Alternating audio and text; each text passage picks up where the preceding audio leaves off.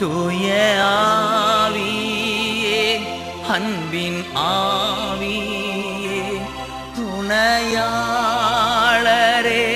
தேற்றும் தெய்வமே ஊற்று தண்ணீரே. கர்த்தருடைய பரிசுத்த நாமத்திற்கு ஸ்தோத்திரம். இந்த நாளிலும் நாம் வேதாகமத்தில் சிம்சோன் என்ற ஒரு மனிதருடைய வாழ்க்கையை சற்றே நாம் தியானிக்கலாம். இந்த சிம்சோனுடைய பெற்றோர், குறிப்பாய் அவருடைய தாயார் மலடியாய் இருந்த நாட்களில் கர்த்தருடைய தூதனானவர் அந்த தாயாரை சந்தித்து அந்த குழந்தைக்கென்று, அந்த குழந்தையின் பிறப்புக்கென்று அவர்களை ஆயத்தப்படுத்தி பின்பதாய் இந்த குழந்தை பிறந்தது என்று வேதம் சொல்லுகிறது. அப்படியே பிறந்தவர் தான் இந்த சிம்சோன். ஒரு தாயாருக்கு சில குறிப்புகள் சொல்லப்பட்டது, சில கட்டுப்பாடுகள் அந்த நாளிலே அவர்களுக்கு கற்றுக் கொடுக்கப்பட்டது. இப்படியாய் அவர்கள் அந்த கருவை சுமந்து அந்த பிள்ளையை பெற்றெடுத்ததாய் வேதம் குறிப்பிடுகிறது. அப்படி வந்த இந்த சிம்சோனுக்கு கர்த்தர் தம்முடைய ஆவியினால விசேஷமான பலனை கொடுத்திருந்தார். மகாபலம் என்று வேதம் குறிப்பிடுகிறது. சிம்சோனுடைய சரீரத்தில் ஒரு பெரிய ஒரு பலன் உண்டு. அவனை யாரும் கட்டுப்படுத்தி விட முடியாது.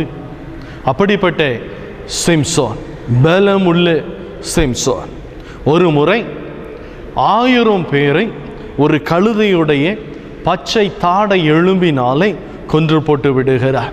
அவ்வளவு மிகுந்த பலனுள்ள சிம்சோன்.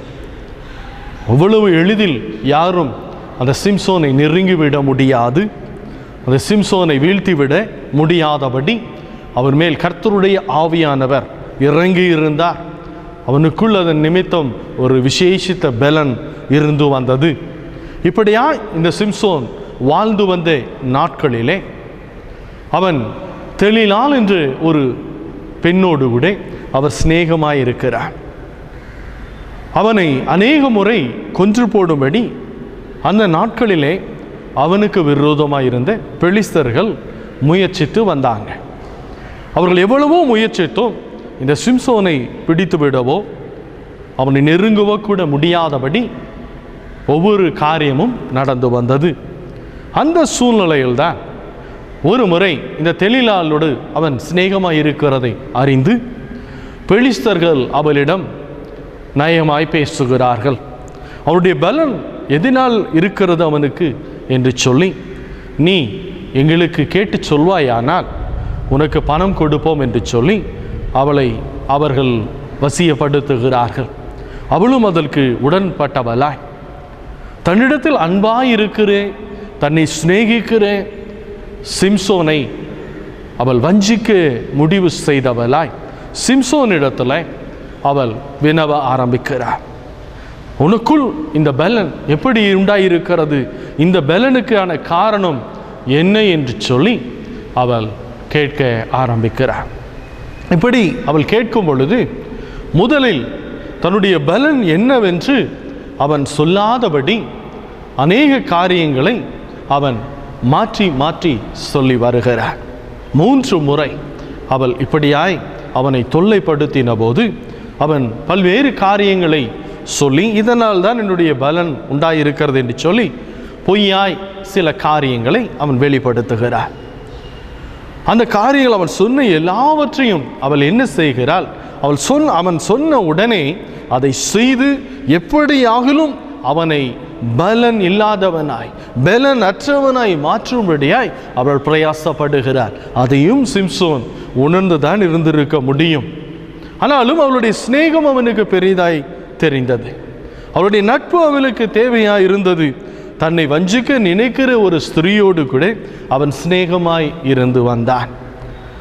3 விதமான காரியங்களை சொன்னபோது அதை உடனே நிறைவேற்றி பார்க்கிறதையும் அவன் நிச்சயமாய் பார்த்திருக்க முடியும். இப்படி தொடர்ந்து அவனை அலட்டி கொண்டே இருந்தபடியினால் அவன் இனியும் இவளிடத்தில் தான் எந்த காரியத்தையும் மறைத்து வைக்க கூடாது என்று எண்ணம் கொண்டவனாய், வேத வசனம் சொல்லுகிறது, அவன் ஆத்துமா மரணத்துக்கு ஏதுவாய் மரித்து போகலாம் என்று எண்ணத்தக்கதாக விசனம் கொண்டதான்.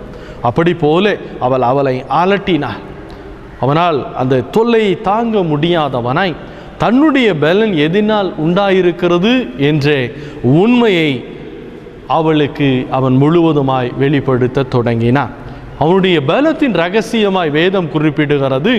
அவனுடைய தலையில் இருக்கிற அந்த தலை மயிர் அவன் பிறந்தது முதல் அது சிரைக்கப்படவில்லை. அந்த தலைமுடியை அவன் ஒருபோதும் அவன் இழந்தது இல்லை. அதுதான் அவனுடைய பலத்தின் ரகசியமாய் இருந்தது என்று சொல்லி அவன் முழு ரகசியத்தையும் அந்த ஸ்திரீயானவளுக்கு அவன் வெளிப்படுத்த தொடங்கினான். என்னுடைய தலையில் இருக்கிற மயிரை நான் இழந்து போவேனானால் என்னுடைய பலன் என்னை விட்டு போய்விடும், நானும் மற்ற சாதாரண மனிதர்களைப் போல் மாறி விடுவேன் என்ற உண்மையை அங்கே அவன் சொல்ல ஆரம்பிக்கிறான். அதை அவள் குறிப்பாய் கேட்டுக்கொண்டவளாய் மீண்டும் பெலிஸ்தருக்கு ஆள் அனுப்புகிறார். அந்த பெலிஸ்தர்களை கடந்து வரும்படி சொல்லிவிட்டு அவனை சிறுமைப்படுத்தும்படி அவள் ஆயத்தப்படுகிறாள். அதே போல அவனுடைய தலையில் இருக்கிற தலைமுடியை அவள் முழுவதும் அவனை விட்டு நீக்கி போட அவன் கொஞ்சம் கொஞ்சமாய் தன்னுடைய பலத்தை அவன் இழந்து போய் விடுகிறான். பலத்தை முழுவதுமாய் இழந்து சாதாரண ஒரு மனிதனை போல் அவன் மாறி விடுகிறான். அந்த சூழ்நிலையில் பெலிஸ்தர் அவன் மேல் கடந்து வந்து அவனை பிடித்து கொள்ளுகிறார்கள். இதற்கு முன்பதாய் பார்ப்போமானால் புது கயிறால் கட்டுவார்கள், 7 அகனினார் கயிறுகளால் கட்டுவார்கள், அல்லது அவன் இருக்கிற இடத்திலே பட்டணத்தின் வாசலை அடைத்து போடுவார்கள்.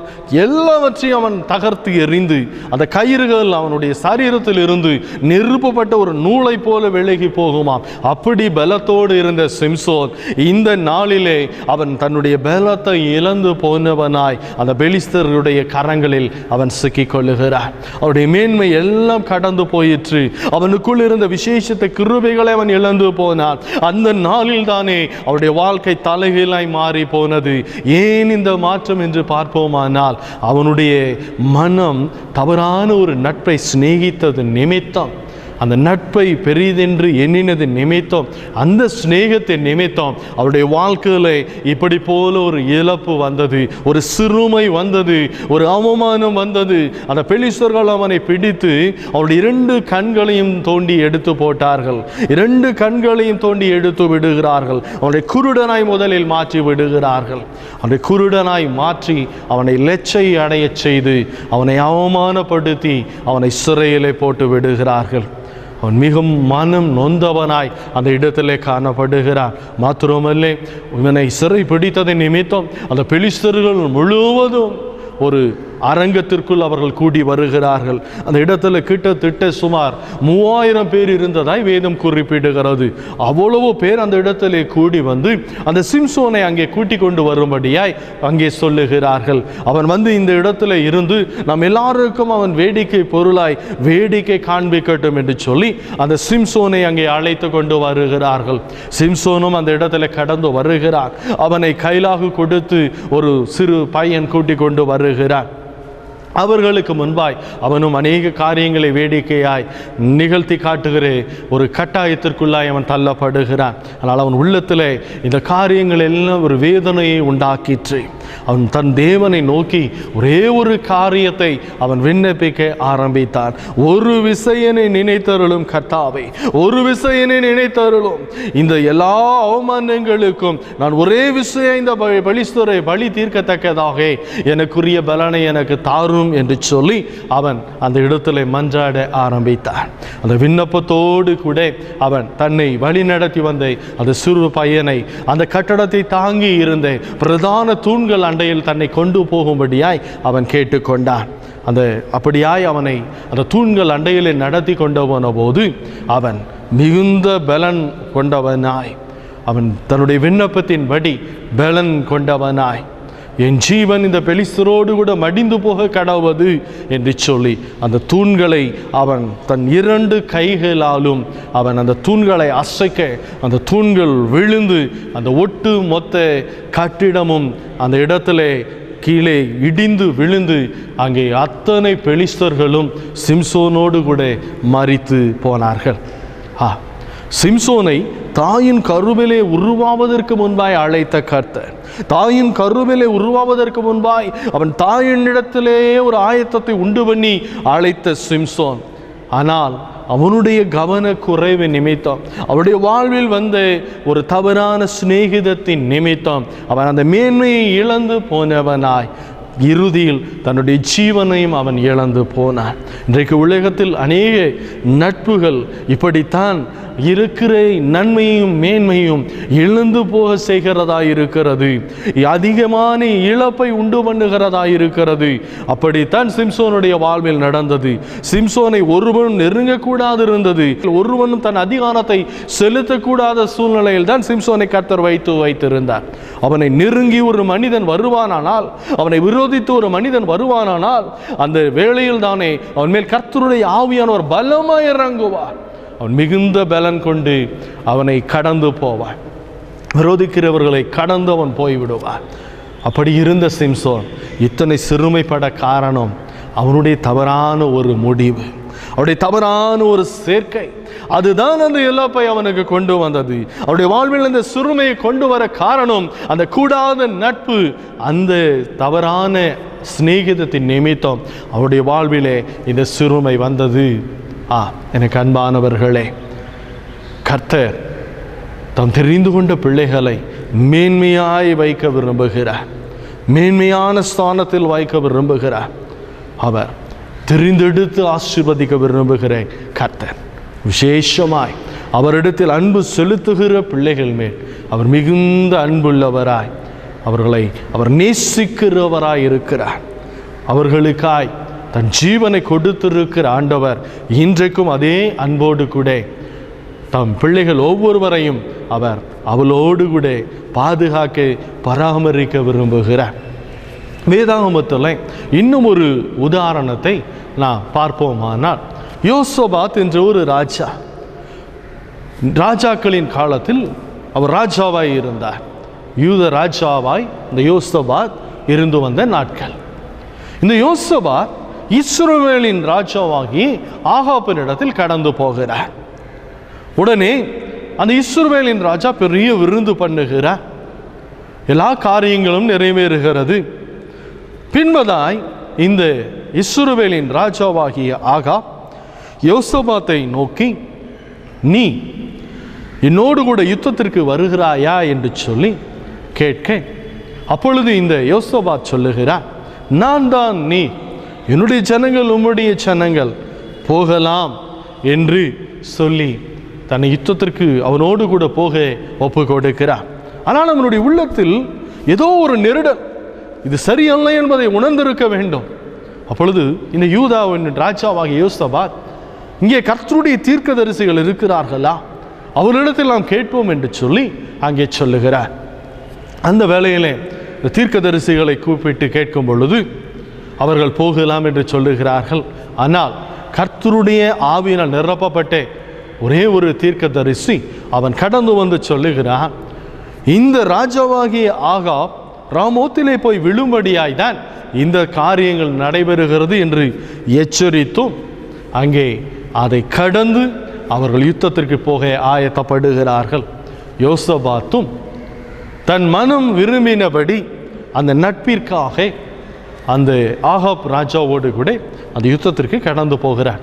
ஆனால் பாருங்கள், இந்த ஆகாப்புடைய குணம், அவன் மிக தந்திரமாய் ஒரு காரியத்தை யோசபாத்தினிடத்தில் சொல்லுகிறார்.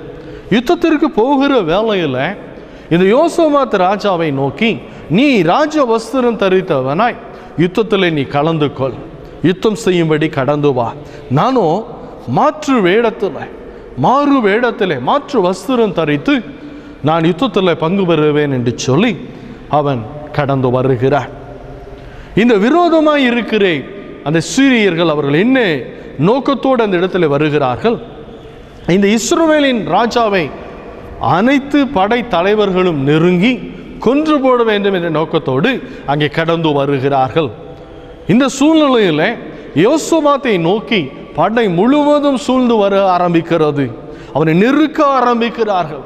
இந்த யோசபாத் கர்த்தருக்கு பயந்த ஒரு மனிதன், கர்த்தரை சார்ந்திருந்த ஒரு மனிதன், கர்த்தருக்கு மகிமையை கொடுக்கிற ஒரு மனிதன். ஆனால் அவனுக்கோ ஒரு ஆபத்து நெருங்கி வருகிறது. அவன் கூக்குரலிட ஆரம்பிக்கிறான். அப்பொழுது கர்த்தர் அவனுக்கு அனுசரணையா இருந்தார் என்று வேதம் சொல்லுகிறது. அதன் நிமித்தம் அவனை கொன்று போடும்படி வந்து அந்த சீரியர்கள் அவன் இஸ்ரவேலின் ராஜா அல்ல என்பதை உணர்ந்து அவனை விட்டு கடந்து போனார்கள் என்று வேதம் சொல்லுகிறது.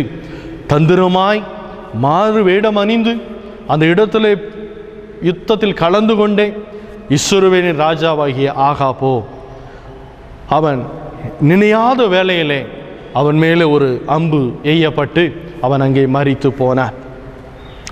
எனக்கு அன்பானவர்களே, யோசபாத் கர்த்தருக்கு பயந்த ஒரு மனிதனாய் இருந்தும் அவன் கூடாத ஒரு நட்பை தேடினது நிமித்தம், தன் மனதின்படி ஒரு சிநேகிதத்தை ஏற்படுத்தி கொண்டது நிமித்தம் அவனுடைய ஜீவன் போக இருந்தது. ஆனால் கர்த்தர் அவனை காத்து கொண்டார். வேத வசனம் சொல்லுகிறது, அவனை சந்திக்க வந்த தீர்க்கதரிசி, இந்த யுத்தத்திற்கு பின்பதாக அவனை சந்திக்க வந்த கர்த்தருடைய தீர்க்கதரிசி சொல்லுகிறார், நீ கர்த்தருக்கு ஆகாத ஒரு மனிதனோடு கூட நீ நட்பாய் போனது நிமித்தம் உன்னுடைய ஜீவனுக்கு அல்லவோ ஆபத்து வர இருந்தது, ஆனாலும் கர்த்தர் உன் ஜீவனை காத்தார் என்று சொல்லி அந்த தீர்க்கதரிசியும் அந்த ராஜாவை எச்சரிக்கிறார். இப்படி போல இன்றைக்கு உலகத்தில் அநேக நட்பு வட்டங்கள் இருக்கலாம். ஆனால் அந்த மனிதர்களை நாம் நெருங்குகிற பொழுது அவருடைய எல்லா காரியங்களிலும் நாம் கவனமாய் அவர்களோடு பங்கு பெற வேண்டும். ஏனென்றால் உலக பாவத்தில் மூழ்கியிருக்கிற அநேக மனிதர்கள் இருக்கு. அநேக நேரங்களிலே அக்கிரம சிந்தை கொண்டு நினைவுகள் கொண்டு மனிதர்கள் நம்மை நெருங்கி வரலாம். அவர்கள் நடுவிலே நாம் மிகுந்த கவனமாய் கர்த்தரை சார்ந்து கர்த்தருடைய சமூகத்தில் காத்திருந்து நாம் நட்பை தெரிந்தெடுப்பதும் சிநேகிதங்களை மேற்கொள்ளுவதும் நமக்கு மிகுந்த நன்மையை உண்டாக்கும்.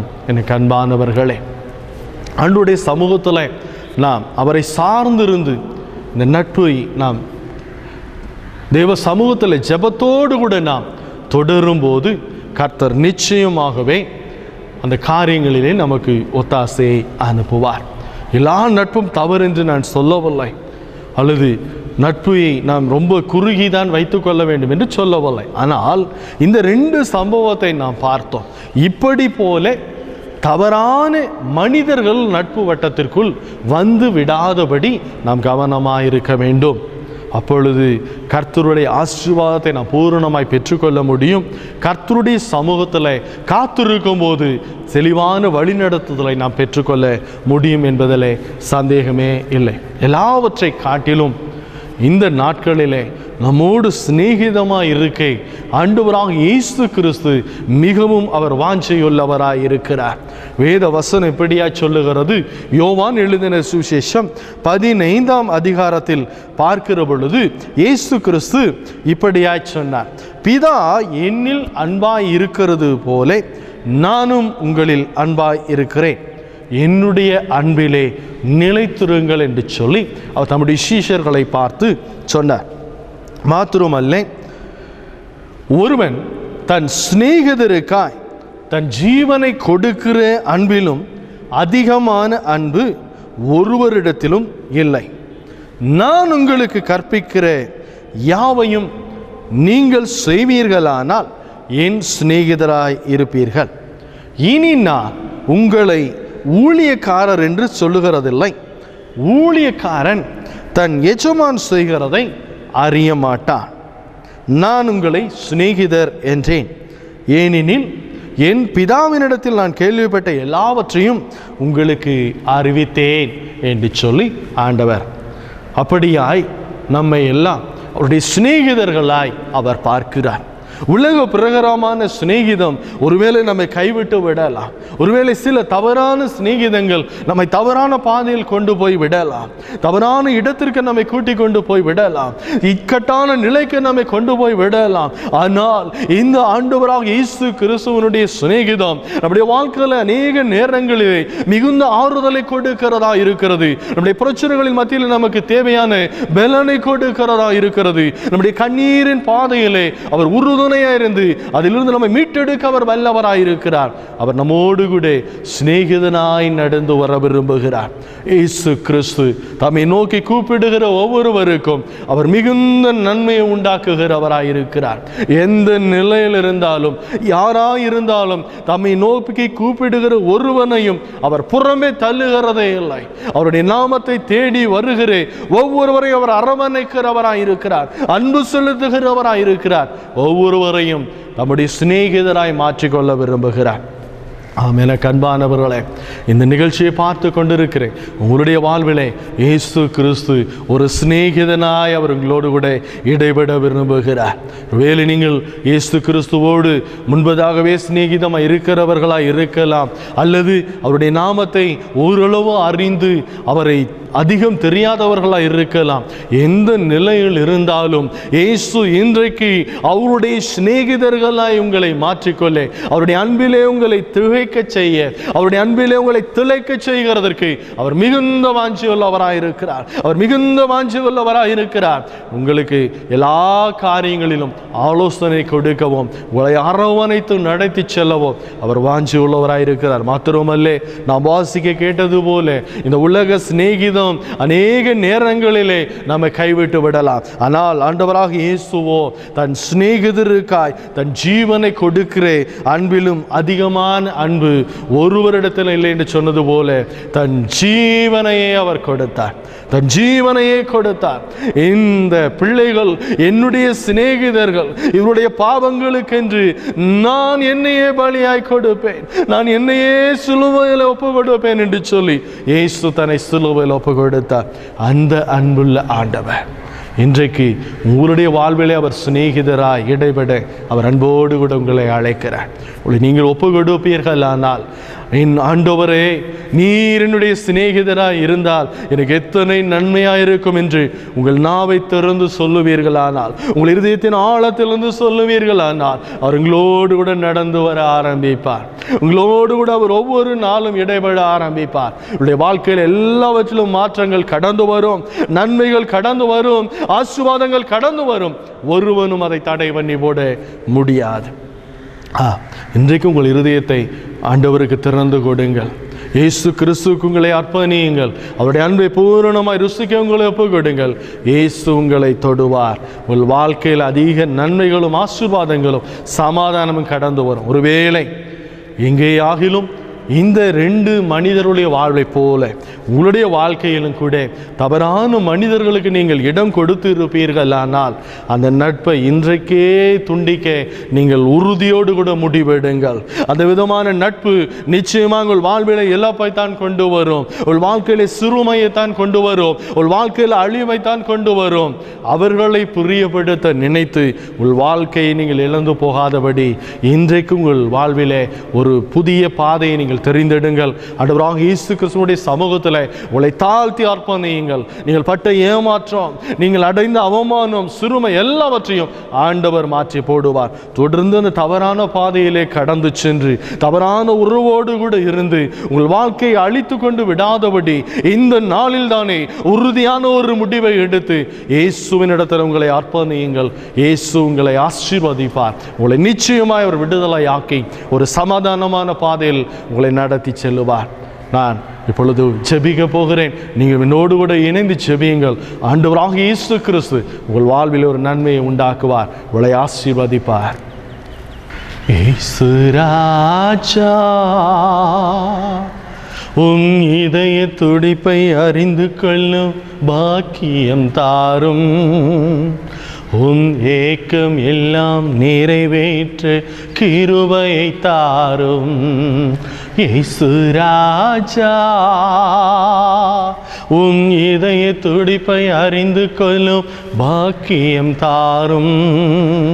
உன் ஏக்கம் எல்லாம் நிறைவேற்ற கிருபையை தாரும். ஒரு வாழ்வு அது உமக்காக, ஒரு வாழ்வு அது உமக்காக, உணர்வெல்லாம் உமக்காக, உள்ளமெல்லாம் உமக்காக, உணர்வெல்லாம் உமக்காக, உள்ளமெல்லாம் உமக்காக. இயேசு ராஜா, உம் இதய துடிப்பை அறிந்து கொள்ளும் பாக்கியம் தாரும். உம் ஏக்கம் எல்லாம் நிறைவேற்ற கிருபை தாரும். என்னோடு இணைந்து நீங்களும் ஜெபிக்க ஆரம்பியுங்கள். ஒருவேளை உங்களுடைய வாழ்விலே அந்த தவறான சிநேகிதத்தின் நிமித்தம் நீங்கள் பாதிக்கப்பட்டிருப்பீர்களானால் இன்றைக்கு தானே ஆண்டவர் உடைய வாழ்வில் ஒரு நன்மையை செய்யும்படியாய் அவரிடத்தில் நாம் மன்றாடலாம். நிச்சயமாகவே ஒரு வாழ்விலே நன்மை கடந்து வரும். தாப்பனே, உம்மை நன்றியோடு கூட அடியேன் ஸ்தோத்தரிக்கிறேன் அப்பா. இந்த நாளிலும் இந்த நிகழ்ச்சியை பார்த்து கொண்டிருக்கிறேன் அன்பு சகோதர சகோதருடைய வாழ்விலே சத்துருவானவன் தகாத சிநேகிதத்தை தவறான நட்பை வைத்திருப்பானால் ஆண்டவரே, அவர்களுக்கு இன்றைக்கு ஒரு விடுதலை கர்த்தர் உண்டாக்கி போடுவீராக. யார் அந்த விதமாய் அவர்களை ஆண்டவரே வஞ்சித்து நடத்தி கொண்டு இருக்கிறார்களோ, யார் அவர்களை ஆண்டவரை விதமாய் சிறுமைப்படுத்தி கொண்டு இருக்கிறார்களோ, அவர்களுடைய கரங்களிலிருந்து இன்றைக்கு அவர்களுக்கு ஒரு விடுதலை உண்டாகும்படியா ஜெபிக்கிறேன். ஒரு அற்புத விடுதலை உண்டாவதாக, ஒரு அற்புத விடுதலை உண்டாவதாக.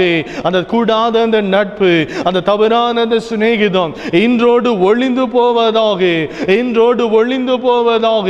அவருடைய வாழ்க்கையிலே ஆண்டவரே பிசாசு வைத்திருக்கிற அந்த சிறையிருப்பு இன்றோடு நீங்கி போகும்படியா ஜெபிக்கிறேன் ஆண்டவரே. அவருடைய வல்லமை ஆண்டவரே அந்த அன்பு சகோதரியை தொடட்டு ராஜா. அவர்கள் எடுத்த தவறான முடிவை நிமித்தம் அவர்கள் உள்ளம் கலங்கி போயிருக்கிற இந்த வேளையிலே கர்த்தருடைய வல்லமை அவர்கள் மேல பலமா இறங்குவதாக, கர்த்தருடைய வல்லமை அவர்கள் மேல் பலமா இறங்குவதாக. இப்படியாய் விரோதமாய் இருக்கிற அந்த நட்பு இயேசுவின் நாமத்தினால் இன்றோடு ஒளிந்து போவதாக. அவர்களை ஆண்டவரே தொல்லைப்படுத்துகிறேன், அவர்களை வஞ்சிக்கிறேன் ஆண்டவரே. இந்த மனிதர்கள் மேலே கர்த்தருடைய வல்லமை இறங்கட்டும். இனி அவர்கள் ஆண்டவரே இவர்களுக்கு அருகில வராதபடி, இவர்களை நெருங்காதபடி கர்த்தருடைய வேலி இப்பொழுதே அவர்களை சூழ உண்டாவதாக. அந்த குடும்பங்களை சூழுவதாக கர்த்தருடைய அக்கினியின் வேலி உண்டாகும்படியா ஜெபிக்கிறேன். வஞ்சிக்கிற அந்த உறவுகளில் இருந்து கர்த்தர் அவர்களை இன்றைக்கு விடுதலையாக்குவீராக. ஒரு புதிய நன்மை கடந்து வரட்டும், ஒரு புதிய சமாதானம் கடந்து வரட்டும். அவர்கள் தங்கள் வாழ்க்கை உமக்கு ஒப்புக்கொடுக்கட்ட ராஜா. உம்முடைய சிநேகிதர்களாய் இனி அவர்கள் தங்கள் வாழ்க்கையை தொடரட்டும் ராஜா. சர்வ வல்லமையுள்ள ராஜாதி ராஜாவுடைய சிநேகிதர்களாய் அவர்கள் தங்கள் வாழ்க்கையை ஒப்புக்கொடுத்து சமாதானத்தை கண்டடைவார்களாக, ஆசீர்வாதத்தை கண்டடைவார்களாக. இனியும் அவர்கள் அந்த தவறான பாதையில் கடந்து போக வேண்டாம். இன்றைக்கு ஒரு அற்புதம் அவர்கள் வாழ்வில் நடக்கட்டும் ராஜா.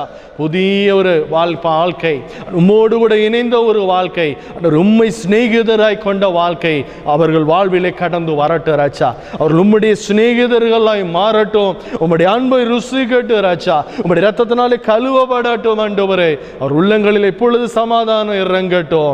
அவர் உள்ளங்களில் இப்பொழுது சமாதானம் இறங்கட்டும் ராஜா.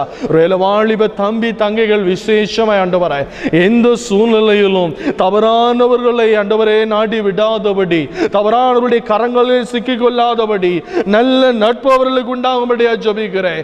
நல்ல நட்பை அவர்களுக்கு ஏற்படுத்தி கொடு ராஜா.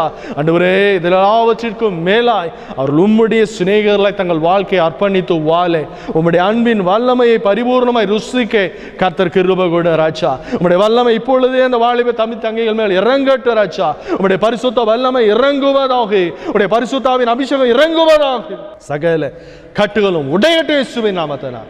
கர்த்தருடைய ஆலயம் மேல் கடந்து வரட்டும். மெய்யான சமாதானம் சந்தோஷம் குடும்பத்தில் அவர்களிலும் நீடித்து நிலைத்திருக்கும்படி ஜெபிக்கிறேன் இயேசுவின் நாமத்தில் பிதாவே.